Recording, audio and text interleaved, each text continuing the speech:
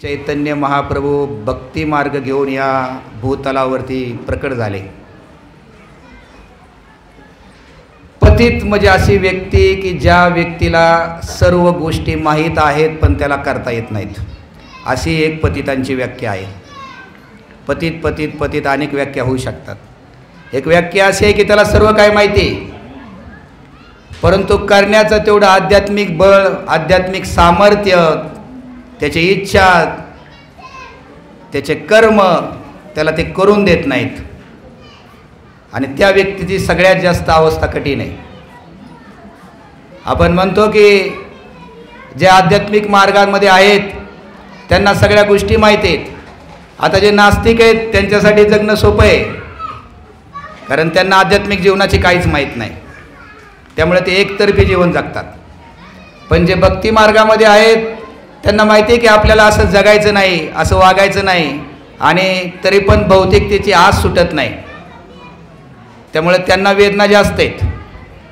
आपण मध्यभागी, पूर्ण आध्यात्मिक पण नाही आणि पूर्ण भौतिक पण नाही, आणि मध्ये जे असतात त्यांची परिस्थिती अवघड असते। सगळ्या गोष्टी माहीत असतात, करता येत नाहीत। तर असे जे पतित आहेत त्यांचा उद्धार करण्यासाठी महाप्रभू भक्ती मार्ग घेऊन आले, कारण कलियुगामध्ये भक्ती मार्गाशिवाय दुसरा कोणता मार्ग नाही। हे कर्मयोग, ज्ञानयोग, वर्णाश्रम पद्धतीच अस्तित्वात नाही, त्यामुळे हा योगाचा प्रश्नच येत नाही। तुम्ही कुठलं कर्म करू शकता हे गुरु तुम्हाला जास्त सांगू शकतात आणि मग तो कर्मयोग यशस्वी होऊ शकतो। आता अशी परिस्थिती आहे की तुमच्या इच्छेशिवाय कुठल्या कुठल्या कर्मात तुम्ही अडकला गेलाय, तर तो कर्माचा योग करून भगवंताशी कसं जोडायचं। कितीतरी लोक सांगतात मोठे झाल्यावर, मला डॉक्टर व्हायचं नव्हतं, मला इंजिनियर व्हायचं होतं, मला शिक्षक व्हायचं नव्हतं, मला दुसरं काय व्हायचं होतं, परंतु परिस्थिती अशी की इच्छा नसतानाही कुठलीही कर्म कुणाला करायला लागलीत, कारण वर्णाश्रम धर्मच अस्तित्वात नाही। त्यामुळे हे जे सगळे कर्म चाललेत ते इच्छेशिवाय, इच्छेनी कुणाच्या अर्ध्या इच्छा आहेत त्यांनी ते चाललेत, आणि याचा मागचा एकच उद्देश आहे आपलं सगळ्यांचं की आपल्याला माहिती आहे की जे मेन साधन आहे पैसे कमवण्याचं त्या उद्देशाने पाहतो। आत्ताच्या नवीन पिढीच्या मुलांपुढे तर दोनच मार्ग राहिलेत। पहिले तरी आर्ट्स, कॉमर्स, सायन्स होतं, आता एक तर म्हणतात PCM घेणार का PCB घेणार, त्याच्याशिवाय त्यांच्या जीवनाला कर्मयोगच राहिला नाही कुठला। त्या मुलाची इच्छा असू नसू दोनच याच्यात अडकलाय तो। अरे मग काय कर्मयोग करणार आपण, आणि कर्म जे आहे ते निष्काम पद्धतीने कधी करणार आपण। कर्मयोग अस्तित्वात राहिला नाही, ज्ञानयोग पण अस्तित्वात, ज्ञान घेण्यासाठी गुरुकडे जाऊन तिथं राहायला लागतं। आता मुलांचाही गुरूंविषयी आदर राहिला नाही, आणि गुरूंनाही अशा भावनेने शिकवणं होत नाही की जे पहिले गुरु होते की कुठल्या इच्छेशिवाय निस्वार्थीपणे, कारण त्यालाही त्याचं कुटुंब चालवायचं आहे, त्यामुळे ज्ञानयोगही अस्तित्वात नाही आहे। आणि सगळ्याच जणाला जो ज्ञानी करण्याचा समाजात काय प्रयत्न चालला आहे भौतिकदृष्ट्या तोही अयशस्वी होतोय, आणि मुलंही सगळी फ्रस्ट्रेशनमध्ये जात आहेत, म्हणजे तोही मार्ग राहिला नाही। आणि सगळ्यात माहिती आत्ताच्या ज्ञानी मार्गातनं काय होते, आत्ता जे हे ज्ञान दिलं जाते जगामध्ये मुलांना शाळेच्या माध्यमातनं, हे पहिला जो ज्ञानयोग होता तो भगवंताशी जोडला जात होता, त्यातून तो आत्ताचं ज्ञान काय करते, सगळ्यात जास्त भ्रष्टाचारी लोक अडाणी लोक आहेत का ज्ञानी लोक आहेत? कसला ज्ञान मार्ग? सगळ्यात जास्त भ्रष्टाचारी लोक ज्ञानी आहेत का अडाणी आहेत? अडाणी लोक भ्रष्टाचार करतायत का? काय नाही। एक कर्मयोग म्हणतो तरी पण आपण पाहतो की लोकांना फक्त कर्म करून स्वतःपुरतंच, आपण दान धर्माच्या जर गोष्टी म्हणल्या तर कमीत सध्याच्या याच्यामध्ये कर्मयोगाचा कमीत कमीत आपला असा उद्देश आहे गृहस्थांचा की आपल्या कर्मातली काही टक्के, बाकी तर आपण काही कर्मात करू शकत नाही डायरेक्ट, पण 10% 5% रक्कम आपण भगवंतांच्या सेवेमध्ये लावली पाहिजे। परंतु आत्ताची जर सगळी परिस्थिती पाहिली आणि एक संसार, एक कुटुंब चालवायचे म्हणले जर कठीण परिस्थिती गृहस्थी लोकांची पाहिली, तर तेवढी रक्कम पण त्याच भगवंतांच्या सेवेत लावू शकत नाहीत। दान करण्याची इच्छा असूनही आपण आपल्या सॅलरीमधली काही रक्कम भगवंतांच्या सेवेत लावू शकत नाही।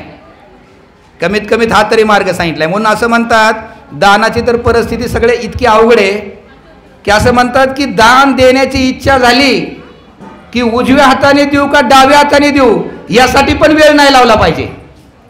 कारण तेवढा जरी वेळ लावला तरी तुमची दान देण्याची इच्छा निघून जाईल.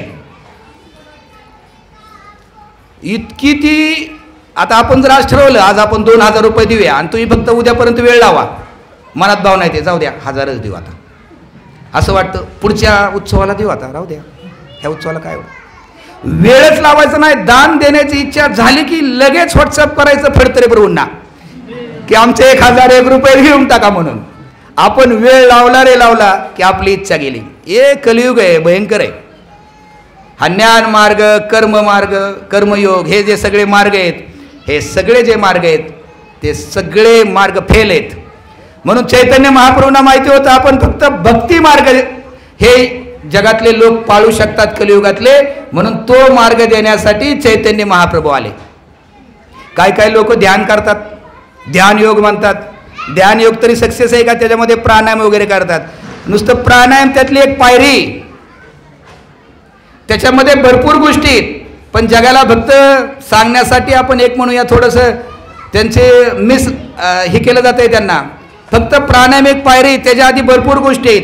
जसं यम, नियम, आसन, प्राणायाम, प्रत्याहार, धारणा आणि शेवट ध्यान आणि समाधी असं स्टेप आहे. पण बाकी लोकांना काही शिकवलं नाही, फक्त प्राणायाम करा, प्राणायाम करा आणि ध्यान करा. नाही, तो ध्यान योगही परिपूर्ण नाही, कर्मयोग परिपूर्ण नाही, ज्ञानयोग परिपूर्ण नाही आणि ध्यान एक सुद्धा परिपूर्ण नाही. मग आता करण्यासारखा योग कुठला राहिला? भक्तियोग. आणि तो भक्तियोग देण्यासाठी, भक्तीचा मार्ग सांगण्यासाठी महाप्रभू स्वतः म्हणजे कृष्ण स्वतः आले. कारण कृष्णांनी पाहिलं, भगवद्गीता सांगितली, सगळे असुर मारून टाकले, तरी पण भक्त कोणच व्हायला तयार नाही.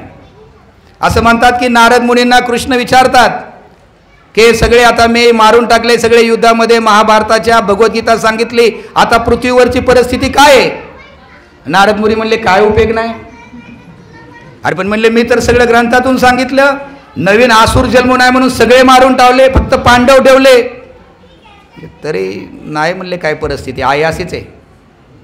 मग भगवंत म्हणले आता मी स्वतः जाऊन सांगतो की आपण भक्त म्हणून जीवन कसं जगायला पाहिजे आणि हरिनामाचा आश्रय घेतला कसा पाहिजे. म्हणून चैतन्य महाप्रभूंच्या रूपामध्ये कृष्ण स्वतः आले आणि त्यांनी आपल्याला भक्तियोग शिकवला. आता भक्तियोगामध्ये पण असं आहे, काही काही गोष्टी खूप अवघड आहेत. विग्रह सेवा, आता जे आपण हरिनाम केलं ना भक्तियोगामध्ये, तेच तुम्ही करू शकता फक्त चांगल्या म्हणजे करण्यासाठी. ते सोपं आहे सगळ्यात मार्ग. म्हणून आपण सगळ्यात जास्त जोर हरिकीर्तनाला देतो, कारण तोच मार्ग सोपा आहे, तेच करणं. भक्तियोगामध्ये पण बाकी गोष्टी आहेत, त्या आपण करायच्यात आपल्या पद्धतीने. पण त्याच्यामध्ये आपण विग्रह सेवा फार जर स्टँडर्डची सांगितली एकदम, तर दिवसातनं तुम्हाला 5 ते 6 वेळा आंघोळ करायला लागेल, त्याशिवाय तुम्हाला इंटरेस्ट नाही. इतके कडक नियम आहेत विग्रह सेवेचे की तुम्हाला कमीत कमीत प्रत्येक गोष्टीसाठी तुम्हाला आंघोळ करायला लागेल पहिल्यांदा. त्यामुळे विग्रह सेवा पण बघा, कितीतरी भक्त विग्रह सेवेमध्ये नाहीत. आणि तो आपलं जर शेड्यूल बघितलं जीवनाचं, तर आपण विग्रह सेवाही सहजासहजी करू शकत नाही. एकदा कुंभमेळ्यामध्ये टेंट होता आणि प्रभुपाद आतमध्ये विग्रह, थोडंसं पाऊस झाला होता त्या ठिकाणी आणि सकाळची मंगल आरतीला सुरुवात करायची होती. प्रभुपाद बाहेर थांबलेत, पुजारी आतमध्ये होते. विग्रह सेवेचं सांगतो कशा अडचणीत. प्रभुपाद आत थांबले होते, एकदम शंख वाजलाय आणि आता काडी पेटी पेटवायची. पुजारी तिथं काडी पेटवण्यासाठी, पाऊस झाल्यामुळं ती काडी पेटी झाली ती ओली आणि ती काडीच पेटत नव्हती. आणि प्रभुपाद तर बाहेर थांबलेत. त्या पुजाऱ्यांना एवढं टेन्शन आलं, काडी लवकर पेटत नाहीत, प्रभुपाद बाहेर आहेत, काडी ओली, ते एक काडी काढतायत, दुसरी काढतायत, काडी काय पेट घेत नव्हती. प्रभुपादांच्या लक्षात आलं की आता हे खूप घाबरलेत, पण कारण स्वतः गुरु उपस्थित आहेत आणि मी वेळेमध्ये विग्रहांची सेवा सुरू करू शकत नाही, आरती करू शकत नाही. प्रभुपाद म्हणले काय हरकत नाही, हेच कलियुग आहे, इथं फक्त हरिनामच शक्य आहे, असू दे तुझ्या पद्धतीने चालू दे ती गोष्ट. इथं पण कधी कधी ज्यावेळेस एकटा पुजारी असतो ना, मला सगळ्यात जास्त ती काडीपेटीचीच काळजी वाटते. जर काडीपेटी नसेलच तिथं, तर त्या एकट्या पुजारीने काय करायचं आतल्या? शक्य नाही. तर म्हणून या काळामध्ये विग्रह सेवाही अवघड आहे. आजचं हरिनाम कुणाला सोपं वाटलं? सगळ्यांना. किती सगळे आनंदाने मस्त एकदम सगळ्यात सोपा मार्ग आहे. मी पण इतका आनंदी होतो का नाही हरिनाम घेऊन येईपर्यंत. आणि जेव्हा इथं आलो त्यावेळेस माझ्याकडं श्री चैतन्य लीला प्रभू आले आणि म्हणले तुम्हाला लेक्चर द्यायला लागेल. माझं ते सगळं त्यातला उत्साह सगळा हे होऊन गेला. तर सांगायचा मुद्दा सगळ्यात सोपा मार्ग आहे. आणि तुम्ही बघितलं लहान मुलापासून सगळेजण त्यात भाग घेऊ शकतात. आणि आपण सगळ्यात भाग्यशाली आहे जे जे लोक जप करतायत, जे जे भक्त जप करतायत. कारण हा जो आपला हे कलियुगाचा धर्म आहे. लोकांना तुम्ही मंदिरापर्यंत आणू शकता, लोकांना तुम्ही प्रवचन ऐकायला बसू शकता, पण फार कमी लोक हातात माळ घेतात. त्यातले भाग्यवान तुम्ही आहात. बघा तुम्ही लोक यात्रेला येतील, लोक मंदिरात येतील, लोक 1.5-2 तास लेक्चर ऐकतील, पण माळ हातात घेणार नाहीत. आणि तुम्ही एवढे भाग्यवान आहात की तुम्ही माळेवरती जप करताय. म्हणून हा जपामध्ये क्वालिटी जप जर आपण करू शकलो, चांगल्या पद्धतीने अपराध विरहित जर आपण जप करू शकलो, तर मात्र आपली आध्यात्मिक प्रगती वेगाने होईल. म्हणून सगळ्यात जास्त भर देण्यासारखा जर भक्ती मार्गामध्ये कोणता विषय असेल तर तो आहे हरिनाम. बाकी तुम्हाला करायची नियम आहेत. बाकी गोष्टीमध्ये तुम्हाला भगवंतांचा राजभोग करायची इच्छा आहे, पण तिथं नियम आहेत माताजींसाठी. 16 माळा करणारे, 4 नियमाचे पालन. आणि काही दिवसांनी तर तुमची दीक्षा कंपल्सरी होईल. कदाचित विग्रह सेवेमध्ये काही दिवसांनी आपल्याकडे विग्रह आल्यानंतर ब्राह्मण दीक्षा पण कंपल्सरी होईल. हरिनामाला कोणते नियम आहेत? तुमची दीक्षा असू नसू काही नियम आहेत का? मग आपण हे हरिनाम अतिशय गांभीर्याने घ्यायला पाहिजे. ग्रंथ वाचन त्यातलाच भाग आपला भक्ती मार्गातला. किती वेळा आपण वाचतो? कुणाला आत्तापर्यंत भगवद्गीता सगळी समजली नाही? समज एकदा वाचा, 2दा वाचा, 3दा वाचा, त्याच्यावर लेक्चर ऐका, अर्थ लागत नाहीत काही काही गोष्टीचे. कित्येक वेळा वाचतो, आपल्याला दरवेळेस नव्याने समजते, परंतु ग्रंथातून ज्ञान येणं हे सोपं नाही. तेही नाही. त्यानंतर यज्ञ आहेत, काही यज्ञ मार्ग आहे. यज्ञाला नियम आहेत. पहाटे 2 वाजता उठून तुम्ही जप करू शकता, यज्ञ करू शकता का? रात्रीच्या 11 वाजेपर्यंत तुमची माळ चालते. असा जर यज्ञ रात्रीच्या 11 पर्यंत चालू ठेवला तर मग सगळ्यात सोपा मार्ग कुठला आहे? आणि सगळ्यात सोपा मार्ग आपण आपल्या सवयीने सगळ्यात अवघड करून ठेवलाय. सगळ्या ह्याच्यापेक्षा अजून भगवंतांनी काय सोपं करून द्यायला पाहिजे तुम्हाला? यज्ञ तुम्ही सायंकाळ झाल्यानंतर करू शकत नाही, पहाटे 2-3 ला तुम्ही चालू करू शकत नाही, लहान मुलं ग्रंथ वाचू शकत नाहीत, वयोवृद्ध लोकांना वाचनाताना डोळ्यांचा त्रास होतो. पण सगळ्यात सोपा सगळ्यांसाठी एकमेव मार्ग आहे, तो म्हणजे हरिनाम. पण इतका सोपा मार्गाचंही महत्त्व आपण विसरून गेलोय आणि आपण त्याची शरण घेत नाही. तरी आपण आज थोडं ह्याच्यावर गांभीर्याने विचार करायला पाहिजे की आपल्यासाठी बाकी सगळे द्वार कापलेत. जसं तानाजी मालुसऱ्यांचं होतं ना, ते मागं फिरायला लागले, म्हणजे आता दोर कापलेत तुमच्यासाठी. तुम्ही आध्यात्मिक जीवनात आला ना, बाकी गोष्टीमध्ये तुम्हाला लिमिटेशन आहेत. ग्रंथ वाचण्यामध्ये आहे, विग्रह सेवेमध्ये आहे, बाकी सेवेमध्ये तुम्हाला लिमिटेशन आहेत, तुम्ही नाही करू शकणार. एकच गोष्ट असे, तुम्ही पूर्ण इच्छेने करण्याची इच्छा केली तरी सुद्धा तुम्ही भगवत धामात जाऊ शकता, ते म्हणजे हरिनाम. तर आपण सगळ्यांनी त्या हरिनामाचा शरण घ्यायला पाहिजे. आणि चैतन्य महाप्रभूंनी आपल्या जीवनातनं हेच दाखवून दिलं की फक्त हरिनामाची शरण घ्या. चैतन्य महाप्रभू प्रकट झाले, कधी प्रकट झाले? त्यांनी कुठला दिवस निवडला? ग्रहणाचा दिवस निवडला. त्यांनी अशी वेळ निवडली की ज्या वेळी सगळे लोक नाईलाजाने का होईना भगवंतांचं नाव घेत होते, हरी बोल करत होते गंगेमध्ये. अशी वेळ त्यांनी मुद्दाम निवडली, कारण त्यांना माहिती ग्रहणाच्या दिवशी तरी सगळे लोक एकत्र येऊन संकीर्तन करतात.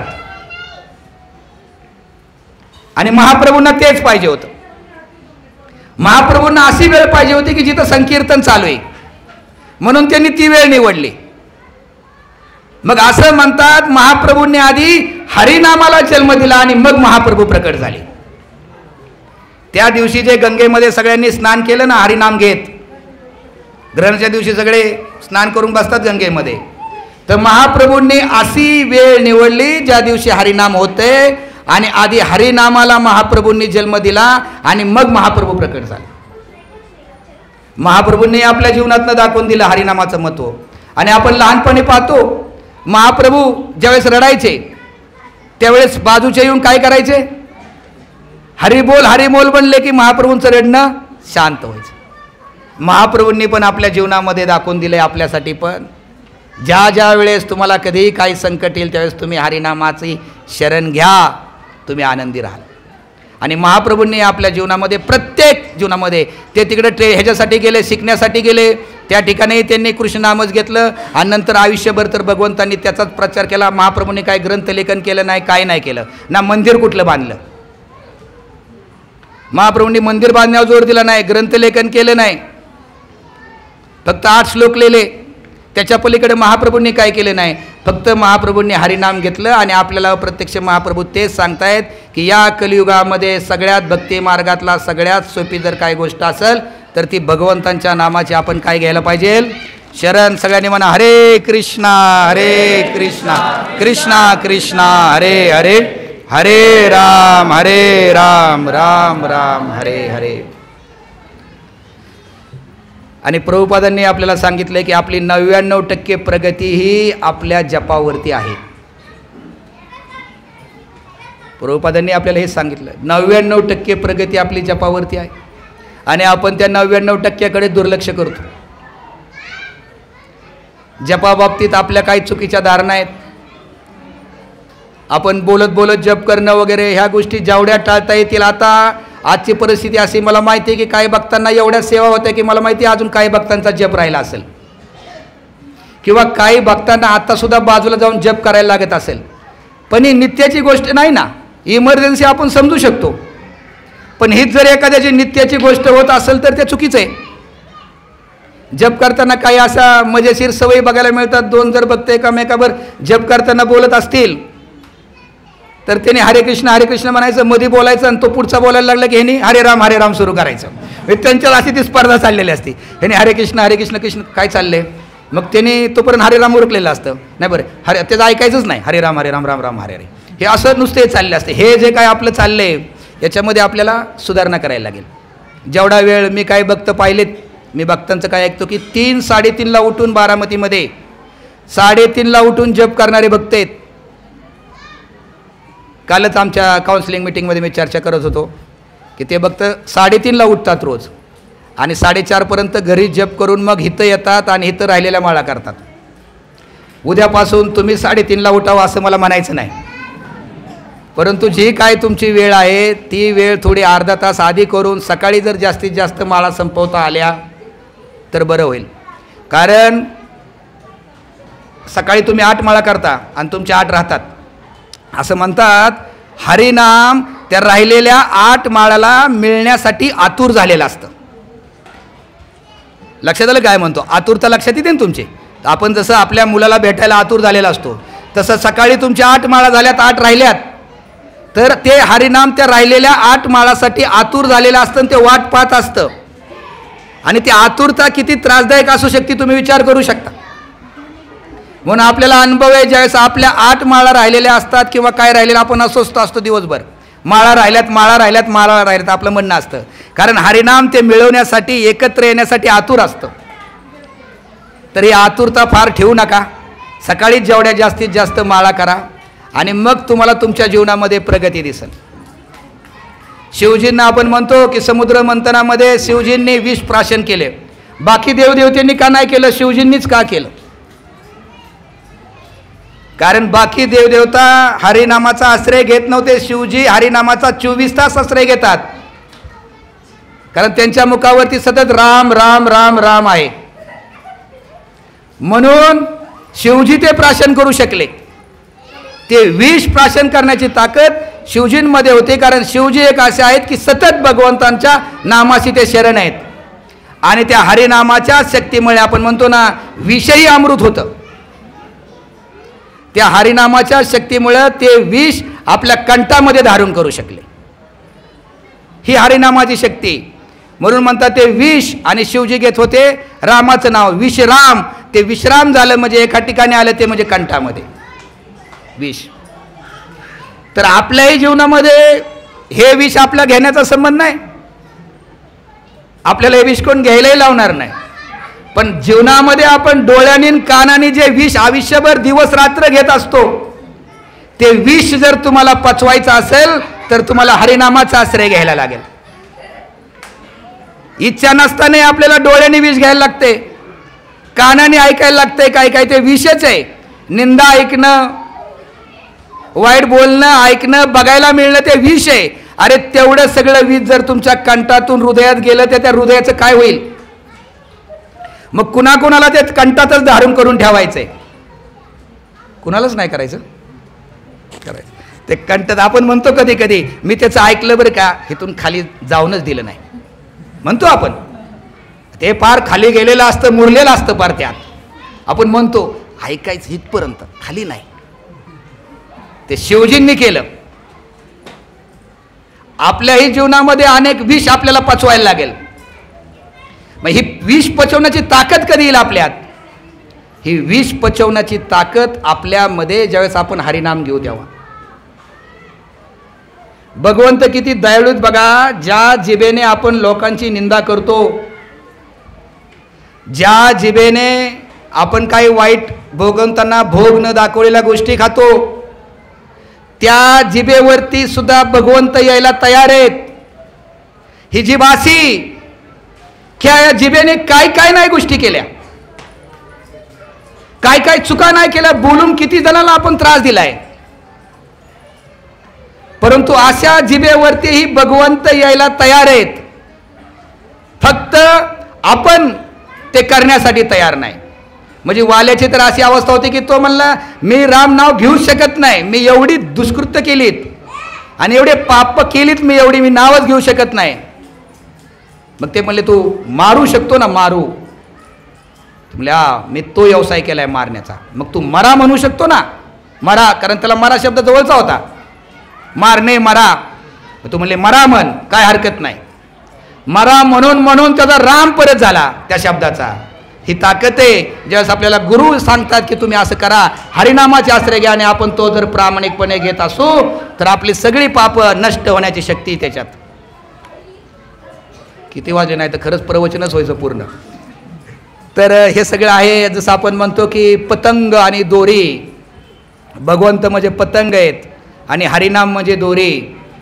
हरिनामाच्या नम्र आणि सहनशीलतेने केलेल्या उच्चाराने जसं आपण दोरीने पतंगाला अलीकडे खिचू शकतो, तसं हरिनामाच्या उच्चाराने आपण भगवंतांना आपल्या जवळ आणू शकतो. फक्त ती दोरी कधी आयुष्यात कट होणार नाही याची काळजी घ्या. याचा अर्थ हरिनाम कधी सोडू नका. काही झालं जीवनात, काही संकट येऊ, काही वेळ येऊ, काही घडू, ती हरिनामाची दोरी तीच आपल्याला एकमेव आधार आहे जी भगवंतांना जवळ आणण्याची.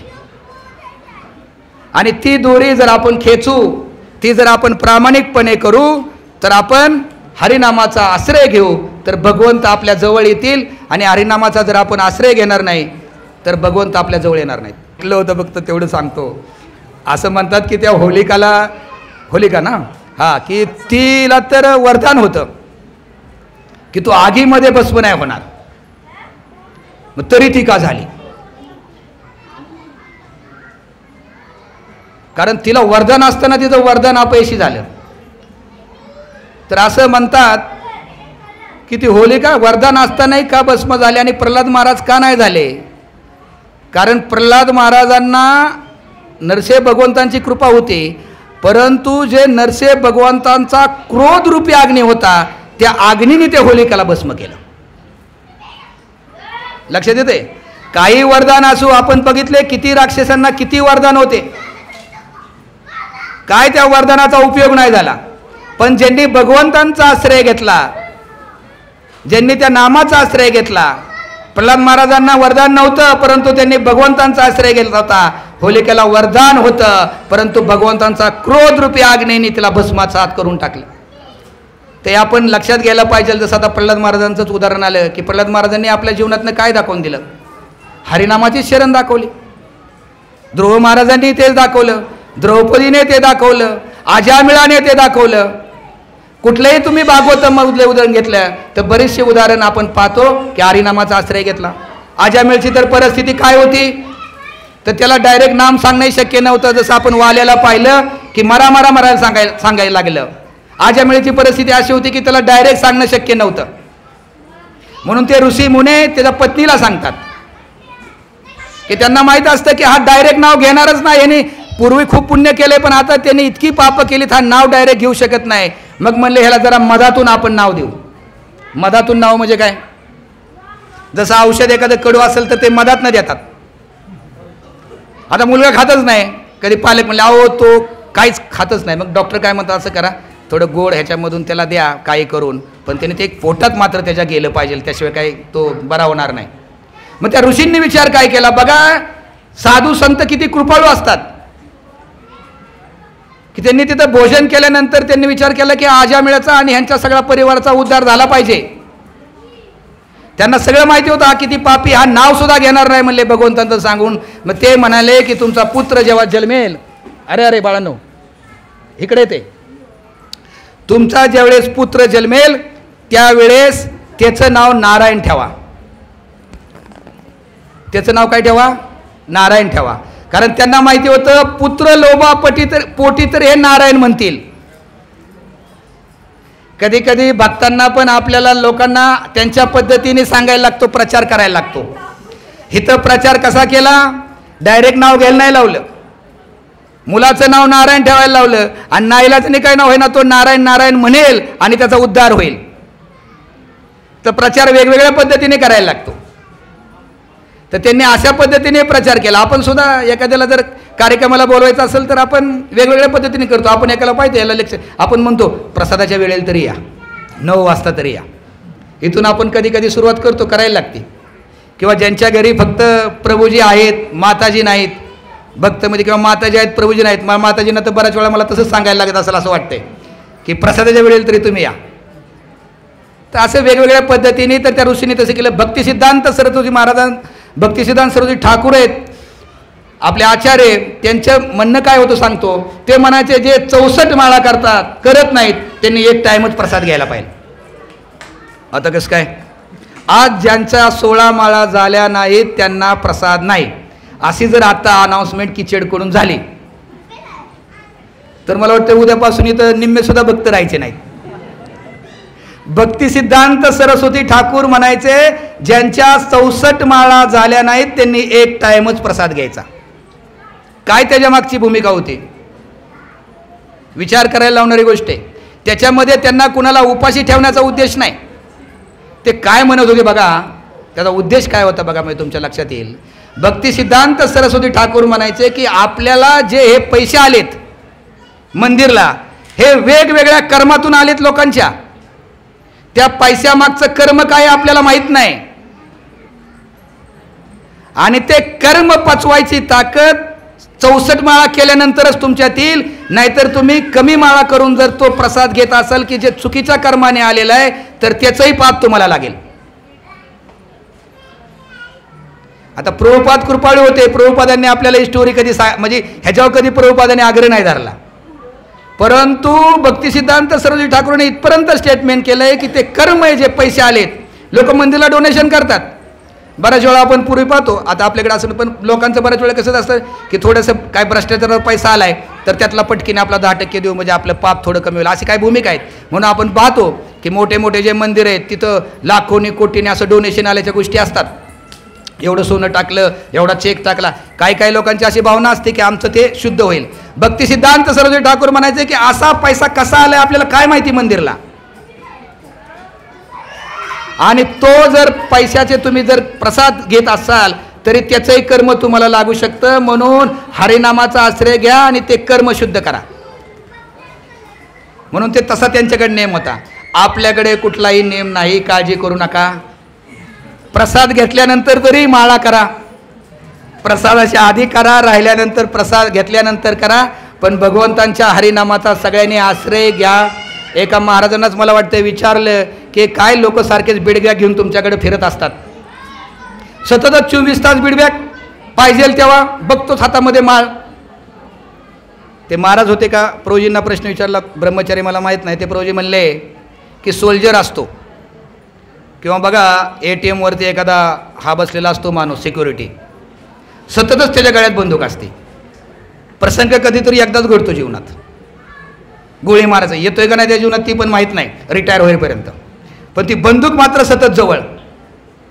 तसं या हरिनामाचा आश्रय घेत राहावा. एकदाच प्रसंग येणार आहे फक्त मृत्यूच्या वेळी, त्यावेळेचा प्रसंग आपल्याला नीट करायचा आहे. त्यासाठी सतत जसे ते बंदूकधारी शिपाई सतत बंदूक जवळ ठेवतात की एकदा कधीतरी मला सैनिक मारायचा, ह्यांचे शत्रूचे योग येईल, पण हातात मात्र सतत बंदूक असती, तशी सतत आजपासून या हरिनामाचा आश्रय घ्या. एकदाच वेळ येणार आहे मृत्यूच्या वेळी, त्यावेळेस मात्र तुम्ही त्याचा मनापासून आश्रय घेऊ शकाल जर तुम्ही आत्ता घेतला तर. या सगळ्यांनी या हरिनामाचा आश्रय घ्यावा. भरपूर गोष्टी सांगण्यासारख्या आहेत, परंतु आता 9 वाजलेत आणि सगळे कंटाळून पण आलेत. पण एक लक्षात ठेवा, आपण जो श्वास भगवंतांनी आपल्याला दिला आहे त्या श्वासाबरोबर भगवंतांना आपल्याला हरिनाम परत करायचं आहे. एक श्वास घेतला, एक हरिनाम भगवंतांना परत द्या. श्वासाबरोबर नाम द्यायला शिका, आपल्या जीवनाचा उद्धार झाल्याशिवाय राहणार नाही. हरे कृष्ण.